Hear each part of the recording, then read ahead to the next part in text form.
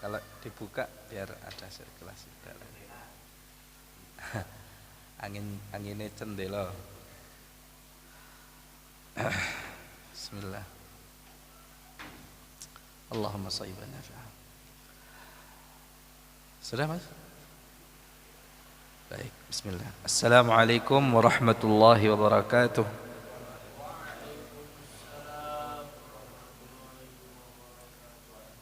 Innal hamdalillah nahmaduhu wa nasta'inuhu wa nastaghfiruh. Wa na'udzu billahi min shururi anfusina wa sayyiati a'malina.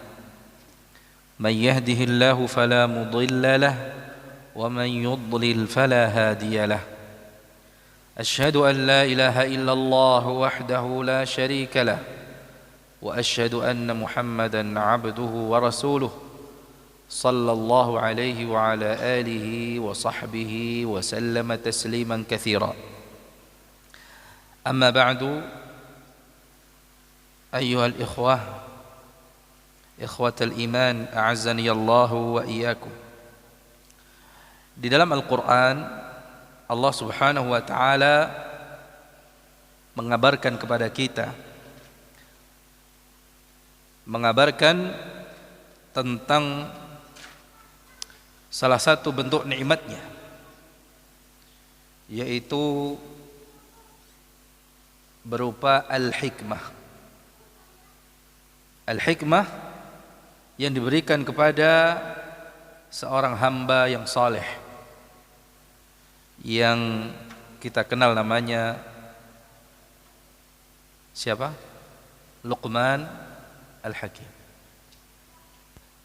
Ya, ini kita review terlebih dahulu, ya, kita murajaah kembali untuk membangkitkan, ya, semangat kita dan mengembalikan memori kita.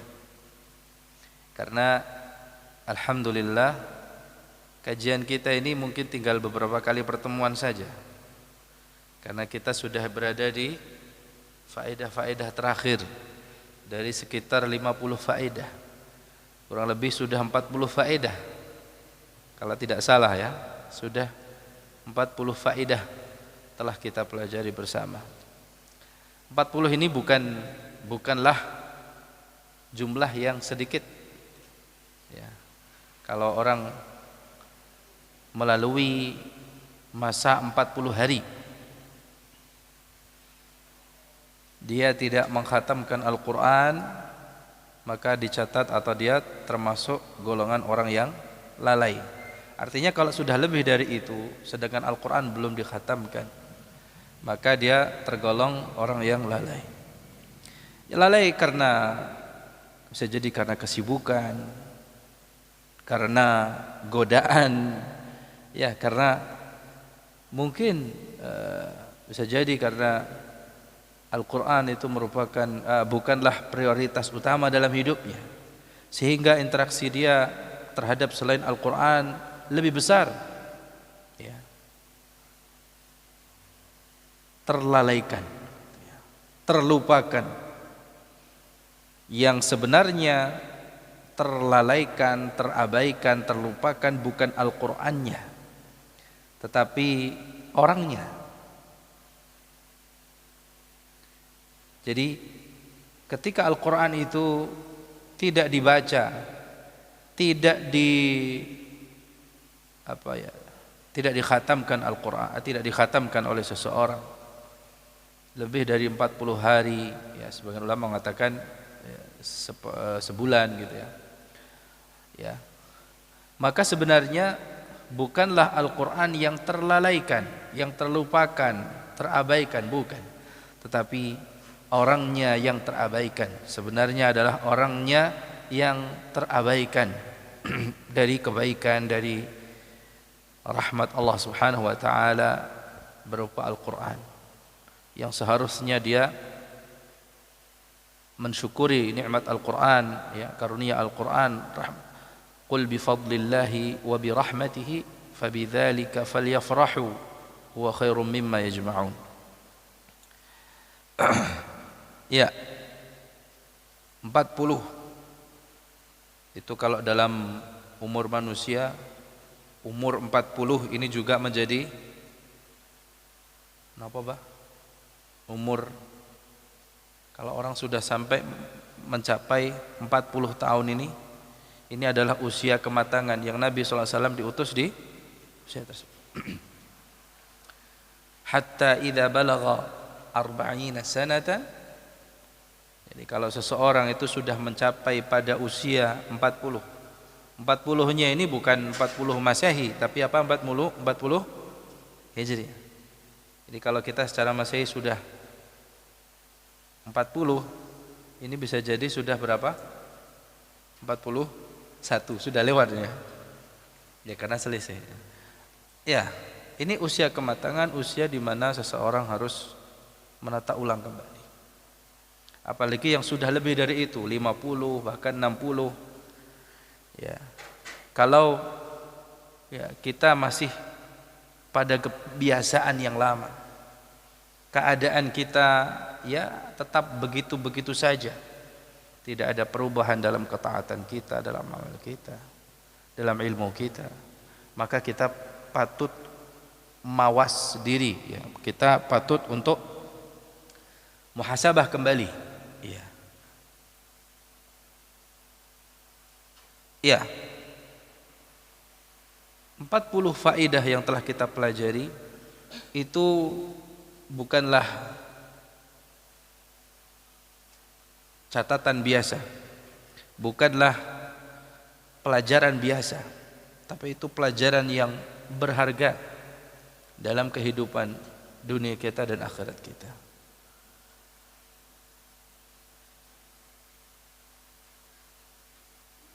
Dan itu merupakan hikmah yang Allah berikan kepada hambanya yang saleh. Menurut pendapat yang kuat. Ya, karena ada yang berpendapat Luqman ini siapa? Nabi. Ya, hambanya yang saleh yang bernama Luqman, sebagaimana firman-Nya, "Walaqad ataina Luqmanal hikmah." Ya. Ayat 12. Awal ayat 12. Sungguh kami telah memberikan hikmah kepada Luqman. Jadi ini pemberian Allah, anugerah Allah. Hikmah itu apa jamaah? Hikmah itu apa? Ayo, jadi ini coba dibuka-buka kembali catatannya. Apa yang dimaksud dengan hikmah yang Allah memberikan hikmah tersebut kepada Luqman, hambanya yang saleh yang bernama Luqman, sehingga Luqman tersebut diabadikan namanya, dikenal dengan Al-Hakim ya, ahli hikmah, orang yang bijaksana ya, karena mendapatkan hikmah dari Allah. Hikmah itu adalah anugerah yang Allah berikan kepada hamba yang dipilihnya, anugerah yang lebih besar daripada sekedar ilmu. Jadi hikmah itu di atas. Apa itu hikmah jamaah? Jadi ada kalanya seseorang itu diberi pengetahuan, namun dia tidak diberi hikmah, sehingga darinya luput berbagai kebaikan dan keutamaan. Jadi ada kalanya orang itu oleh Allah diberi ma'rifah gitu ya. Diberi apa? Ma'lumah, ya pengetahuan ya. Dia diberi ilmu, tapi baru sekedar apa? Pengetahuan semata. Namun luput darinya, atau dia tidak diberi hikmah, sehingga ya, luput darinya berbagai macam kebaikan dan keutamaan. Jadi hikmah itu bukan sekedar ilmu. Hikmah itu adalah apa yang dijelaskan oleh Syekh Abdul Razak di situ? Akal yang lurus, ilmu yang bermanfaat, amalan yang soleh, gitu ya. Betul? Hikmah itu apa? Ya, kalau kita artikan kan hanya kebijaksanaan gitu aja kan. Meletakkan sesuatu pada tempatnya, betul, itu juga hikmah. Ilmu yang mendalam, yang betul. Taib. Pandangan yang baik, ya. Persepsi yang benar, ya. Itu hikmah. Ya. Kadang ada orang tahu tapi dia tidak bisa memandang sesuatu dengan benar. Tahu akan sesuatu tetapi dia tidak dapat memahaminya dengan benar, memandang sesuatu itu dengan sudut pandang yang benar, maka itu baru sekedar apa? Baik, menempatkan sesuatu pada tempatnya dan seterusnya.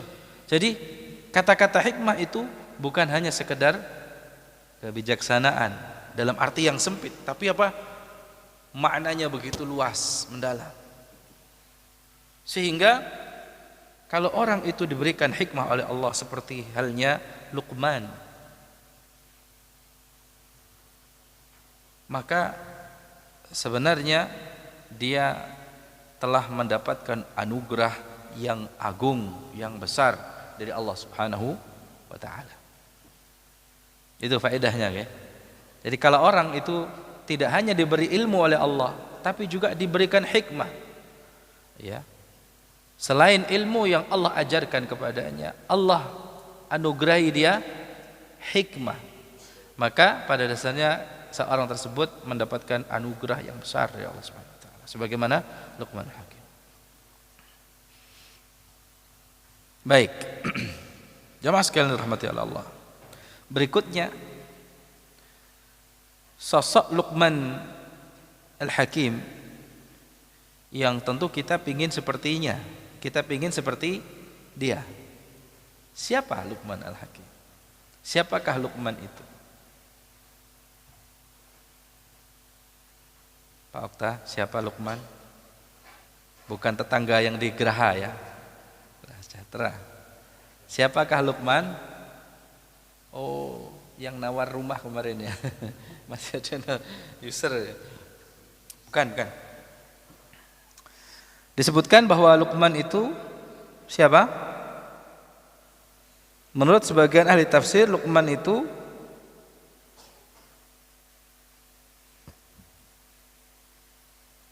siapa? Seorang nabi. Ya.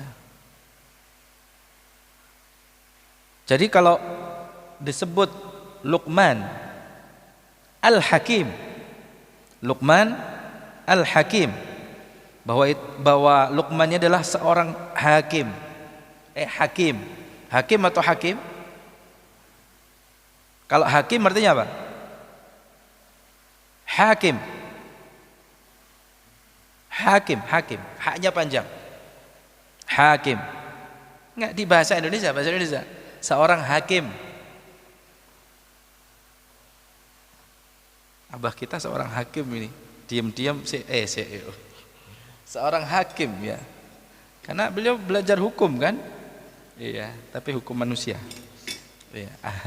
Orang ahli, ya, seorang hakim harusnya apa dia?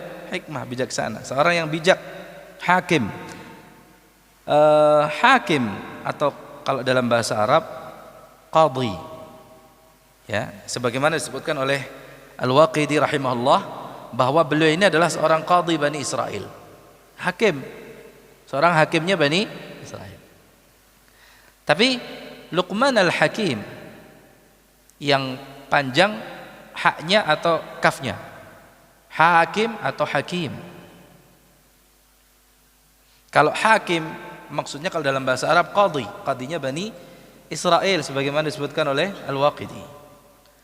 Kalau hakim yang panjang kafnya, hakim. Nah, ini di atasnya hakim. Jadi siapa? Seorang yang bijaksana, orang yang diberikan oleh Allah hikmah, bukan seorang hakim biasa, ya, pemutus perkaranya. Jadi kalau dikatakan Luqman Al-Hakim, Luqman seorang yang bijaksana, orang yang diberikan oleh Allah hikmah yang luar biasa. Itu merupakan kesepakatan para ulama ahli tafsir. Jadi dari berbagai pendapat yang ada, ya, termasuk yang mengatakan Luqman ini termasuk di antara nabi Allah. Ya. Tetapi ya itu sifatnya masih apa? Debatable ya. Tapi kalau Luqman disebut sebagai seorang hakim, maka itu disepakati oleh para ulama ahli tafsir. Selain Ikrimah dan Asy-Sya'bi. Ya, karena keduanya memiliki pendapat yang lain. Jamaah sekalian yang dirahmati oleh Allah. Baik. Jadi kata-kata walaqad ataina Luqman al-hikmah ini menunjukkan bahwa hikmah itu adalah anugerah Allah yang agung, yang besar, yang diberikan kepada seorang hamba. Termasuk diantaranya siapa? Luqman. Dan itu murni pemberian Allah. Ini faedah lainnya apa? Bahwa hikmah itu pemberian Allah. Ya. Kita meminta ya kepada Allah dan berusaha untuk menjadi orang seperti Luqman gitu kan. Tetapi kita menjadi orang yang bijaksana, orang yang hakim, ya, hikmah itu di tangan Allah Subhanahu wa taala. Kita bisa meminta kepada Allah, memohon hikmah tersebut. Kita bisa berusaha untuk menjadi apa? Orang yang bijaksana, orang yang memiliki hikmah. Tetapi ingat, Luqman saja kata Allah, walaqad ataina Luqman al-hikmah. Artinya apa? Bahwa hikmah itu adalah pemberian Allah. Ya. Betapapun orang itu terus memohon, dia berusaha untuk menjadi orang yang hakim, tapi kalau Allah tidak beri, maka dia tidak akan menjadi orang yang hakim. Faham maksudnya jemaah? Amadan. Kalau orang yang diberikan hikmah, kata Allah yu'til hikmata man yasha. Di dalam ayat yang lain di surat Al-Baqarah Allah berfirman yu'til hikmata man yasha. Allah memberikan hikmah ini kepada siapa yang dikehendakinya, bukan kepada orang yang mau.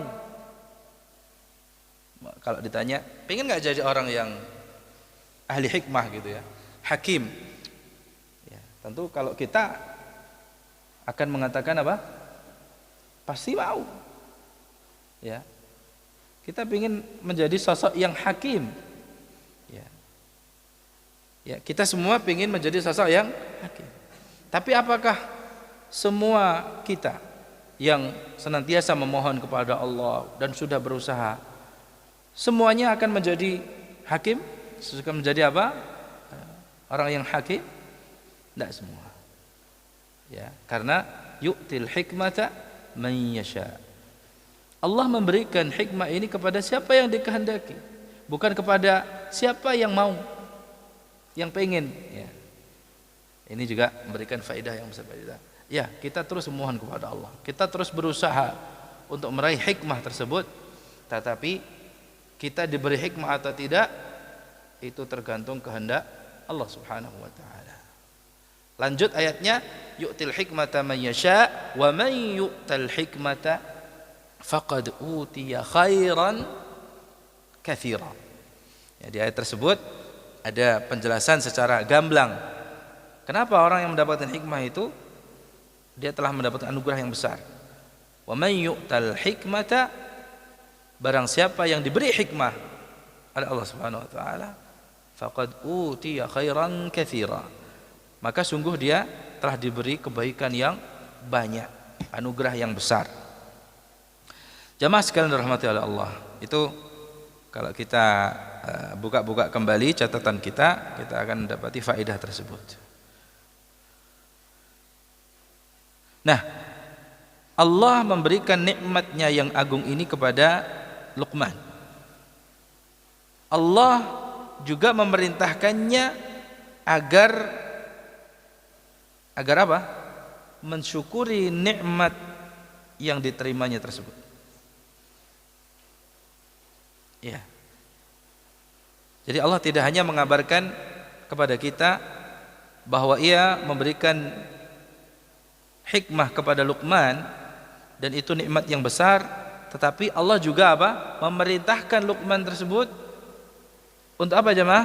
Mensyukuri kenikmatan yang diterima tersebut. Ya.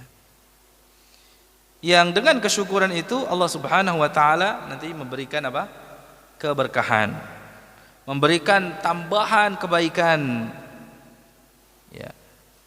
Dan Allah memberikan tambahan karunia-Nya juga.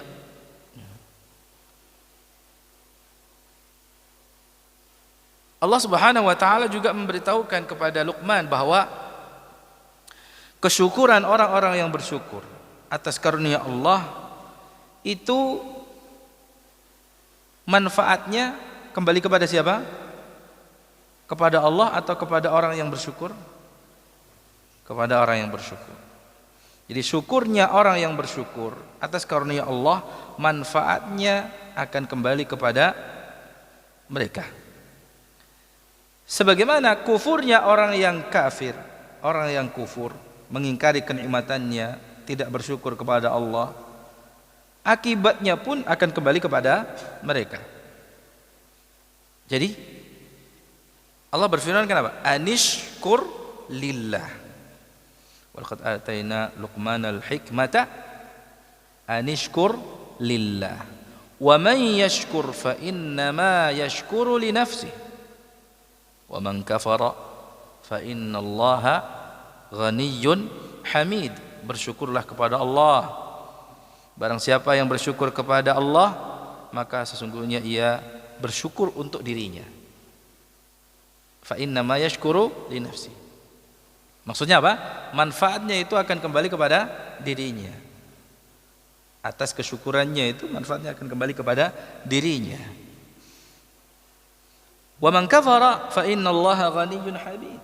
Barang siapa yang tidak bersyukur, dia kufur, mengingkari nikmat Allah, maka sungguh Allah maha kaya lagi maha terpuji. Ghani, kaya dalam arti tidak butuh. Berarti apa faedahnya di sini? Allah tidak merasa butuh kepada kita. Ya. Dan Allah tetap terpuji. Selain ghani, maha kaya, artinya kan tidak butuh. Kaya itu kan tidak butuh kepada yang lainnya. Ya, dia tidak hanya cukup, tidak butuh sama yang lainnya. Ya.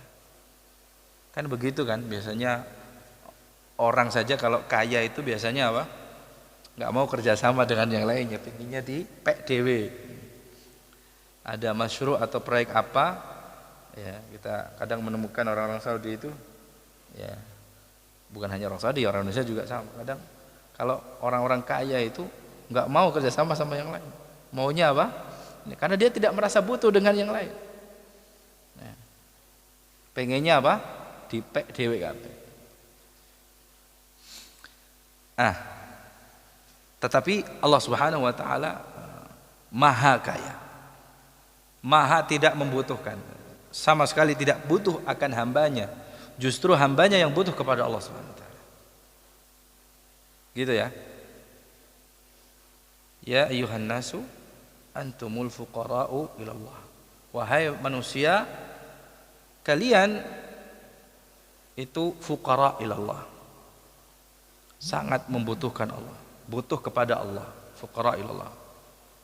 Ya, fakir itu artinya membutuhkan. Ya, butuh kepada rahmat Allah Subhanahu. Butuh kepada Allah Subhanahu. Jadi kita sebagai manusia yang butuh kepada Allah, Allah tidak butuh kepada kita. Makanya di dalam hadis, "Lau anna awwalakum wa akhirakum wa insakum wa jinnakum kanu ala atqa qalbi rajulin wahidin minkum." Jadi kalaulah sekiranya orang yang paling awal dan paling akhir, maksudnya orang dari zaman dulu sampai nanti hari kiamat, dari golongan manusianya maupun jinnya semua bersatu padu dalam hati yang paling bertakwa. Mereka memiliki hati yang paling bertakwa. Ya. Itu kata Allah, mazad, kata Rasulullah itu sama sekali tidak menambah kekuasaanku, kata Allah ya, dalam hadis qudsi itu ya. Dan juga wa anna awwalakum wa akhirakum wa insakum wa jinnakum kanu ala afjari qalbi rajulin wahid minkum ma naqasa min mulki syai'a. Kata Allah Subhanahu wa taala dalam hadis qudsi, kalau sekiranya orang yang paling pertama di antara kalian sampai orang yang paling akhirnya dari golongan manusianya maupun jinnya berada dalam hati orang yang paling jahat ya, di antara kalian, itu pun juga tidak sama sekali mengurangi kekuasaan Allah SWT. Karena memang pada dasarnya Allah tidak butuh kepada kita. In ahsantum ahsantum li anfusikum wa in asatum falaha. Jadi kalau umpamanya kita menjadi orang yang benar gitu ya, orang yang saleh ya, kita benar, kita saleh, itu manfaatnya justru kembali kepada kita. Kalau kita mau jadi orang yang toleh, orang yang jahat sekalipun, nah, itu tidak akan mempengaruhi, tidak mengurangi kekuasaan Allah ya, akibatnya akan kembali kepada kita. Nah, di dalam ayat ini, di ayat yang ke-13 itu ya, kata Ghani ya, nama Allah Subhanahu wa taala diganti dengan Hamid. Ya. Allah tidak merasa butuh kepada kita dan Allah tetap terpuji. Ini munasabah ya. Ghani digandeng dengan Hamid. Artinya Allah tetap terpuji pada apa yang ditentukan, yang ditetapkan oleh Allah SWT. Baik jemaah, ini sedikit mereview ya. Baik, kemudian di antara faedah lainnya apa jemaah? Wa idh qala Luqmanu libnihi wa huwa ya'idhuhu ya bunayya la tusyrik billah. Apa faedah di ayat ini? Ini ayat yang ke-13-nya ya. Bukan, ayat yang berapa ini? Yang inna syirka la dzulmun adzim. Itu ayat yang keberapa? 13 ya. Oh ya 13 ya. Kalau yang tadi anishkurillah itu yang ayat 12 masih ya? Maaf tadi ayat 12 akhirnya apa? Fa innallaha ghaniyyun hamid. Oh itu yang ayat 12. Berarti yang ke-13 wa idz qala Luqmanu libnihi wa huwa ya'id. Betul. Nah, di sini Allah menjelaskan hikmah yang Allah anugerahkan kepada Luqman ini adalah pelajaran yang itu juga nasihat yang beliau sampaikan kepada putranya. Ingatlah ketika Luqman berkata kepada anaknya,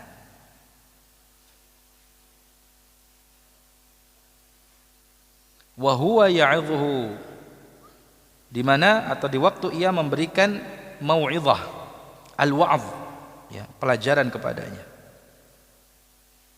Ya bunayya la tusyrik billah, wahai anakku, janganlah kau mempersekutukan Allah, janganlah kau menyekutukan Allah. Inna syirka la zulmun azim, sesungguhnya perbuatan syirik atau menyekutukan Allah itu benar-benar kezaliman yang besar. Baik, di sini apa faedahnya? Coba sebutkan.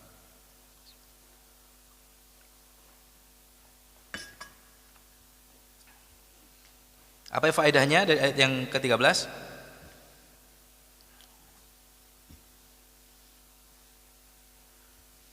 Tadi yang pertama apa? Hikmah yang Allah anugerahkan kepada Luqman itu berupa pelajaran atau nasihat yang dinasihatkan beliau kepada anaknya. Jadi hikmahnya itu dalam bentuk nasihat. Dan perkataan Luqman kepada anaknya itu adalah perkataan ayah kepada putranya ya. Ya. Jadi perkataan seorang ayah kepada putranya itu bukan perkataan biasa. Jadi ini bukan kata-kata biasa. Tetapi tatkala Luqman memberikan pelajaran atau nasihat kepada anaknya ini, wa huwa ya'idhuhu. Wa huwa ya'idhuhu. Dia berkatanya dalam keadaan apa? Menasihati dia. Apa faedahnya jemaah? Perkataan yang ditujukan kepada seorang anak dari bapaknya itu akan lebih ya, mengena kalau dalam bentuk apa? Nasihat. Nasihat itu apa? Al-wa'dh di situ.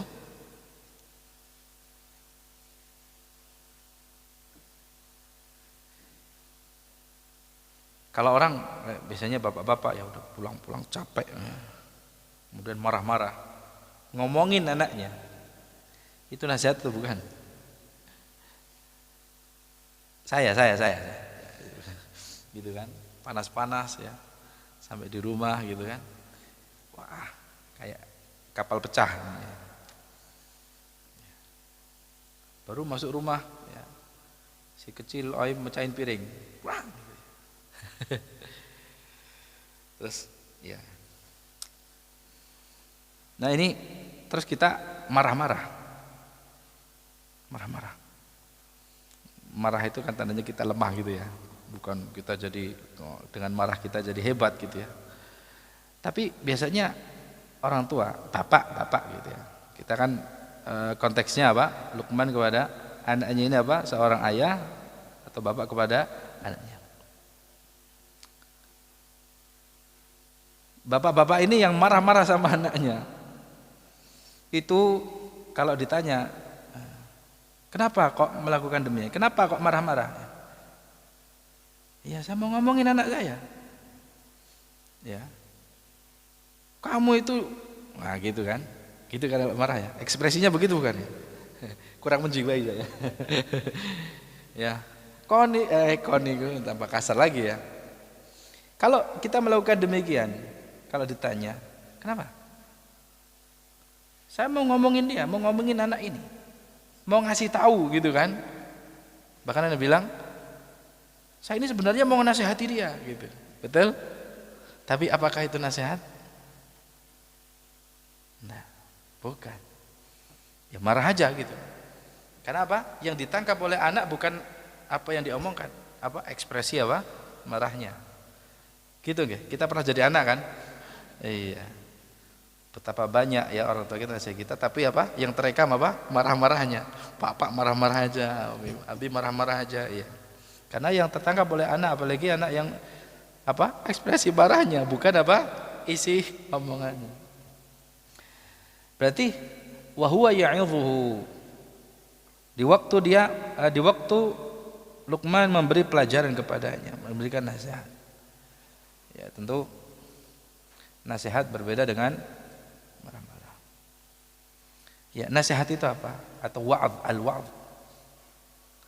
Ini saya perhatikan tidak ada yang bawa kitab ya, padahal kitabnya ada di rak ya. Ya, atau sudah habis. Dibawa pulang enggak kembali. Koleksi. Loh, Mas Angga yang donatur ya. Ya. Kalau donaturnya beliau yang ngatur.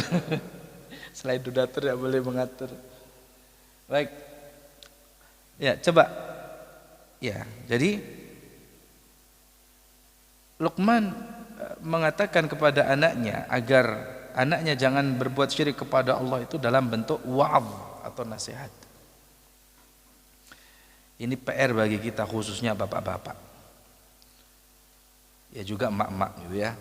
Ya bapak-bapak ya emak-emak ya. Jangan kita merasa menasihati tapi cara yang kita gunakan bukan menasihati. Ya. Lebih apa? Kepada marah-marah. Padahal kalau kita ingin seperti Luqman tadi, ngomongnya itu dalam bentuk apa? Wa'adh, nasihat. Itu yang jauh lebih mengena. Dan apa yang dinasihatkan itu adalah perkara yang paling penting dalam kehidupan kita dan kehidupan anak kita. Apa itu? Tauhid. Qabla kulli syai'. Nah ini coba Anak itu ketika diajari tauhid, enggak, ini dulu apa istilahnya, pengajarannya enggak langsung kitab dulu, apa kitabnya yang dipelajari, enggak. Tapi dari apa? Obrolan seorang ayah kepada anaknya. Tapi bukan obrolan biasa, tapi nasihat agar jangan menyekutukan Allah. Ya, menasihati sesuatu yang paling besar, paling penting, ya, yaitu agar jangan menyekutukan Allah, ya, karena perbuatan menyekutukan Allah itu adalah kezaliman yang besar. Ya, zalim itu lawannya dari adil, gitu nggih? Atau lawan dari hikmah? Ya, di antara makna hikmah kan adil ya. Nah, maka baik. Dan ayat ini juga membuktikan kepada kita bahwa nasihat dalam bentuk larangan itu juga apa? Dibenarkan. Ya. Jadi ada yang melarang secara penuh ya, nggak boleh anak itu dilarang-larang. Gitu. Mungkin itu apa namanya, teorinya kakek kepada cucunya. Ya.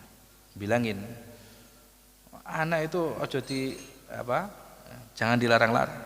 Gitu ya. Diperintahkan saja, gitu ya. Diarahkan saja. Gitu. Akhirnya apa? Lahirlah generasi yang tidak punya rem. Direm sedikit langsung seperti stroberi, ya. Karena dia nggak punya apa, rem sendiri gitu ya. Ya. Motivasi terus. Jadi sebenarnya antara motivasi dan itu kalau dalam apa namanya, pendidikan, ya, pendidikan tarbiyah itu seperti obat yang dosisnya tidak boleh ini, gimana Mas? Dosisnya tidak boleh ada yang kebanyakan gitu ya. Jadi harus seimbang. Ya. Dilarang saja nanti anaknya seperti robot gitu ya. Tapi dimotivasi saja akhirnya ketika dapat rintangan sedikit nyerah gitu. Jadi seperti apa? Kita ngasih apa? Suplemen atau obat. Ya, kalau overdosis gimana? Ya. Gitu ya. Makanya kita nimbunnya lebih banyak. Yang kita timbun lebih banyak, tetapi pembakarannya nggak seimbang gitu ya. Akhirnya apa? Obesitas gitu kan. Tidak. Ya. Saya kurang gerak gitu kan. Ya, ke masjid yang dulu saat muda kita jalan, sekarang. Ya. Tapi kalau dari Joyogreen ke Al-Um lumayan jalan juga ya. Ya. Kalau waktu di sini kan ya jalan masih landai ya. VBT lumayan ya. Taib. Cukup sampai di sini dulu. Ini untuk merefresh kembali, review apa yang telah kita pelajari. Pesannya jangan lupa ya, apa yang telah kita kaji itu betul-betul kita aplikasikan dalam kehidupan kita. Ya, kalau ya tadi kita ingin menjadi seorang seperti Luqman Hakim. Ya. Kita terus memohon kepada Allah Subhanahu wa taala hikmah tersebut dan kita berusaha, dan apa yang kita pelajari ini bukan sekedar ilmu saja, tapi betul-betul kita bisa melatih dalam kehidupan kita. Waffaqani Allah wa iyyakum lima yuhibbu wa yarda. Wa sallallahu wa sallam ala nabiyyina Muhammad wa ala alihi wa sahbihi. Subhanakallahumma wa bihamdika. Assalamualaikum warahmatullahi wabarakatuh.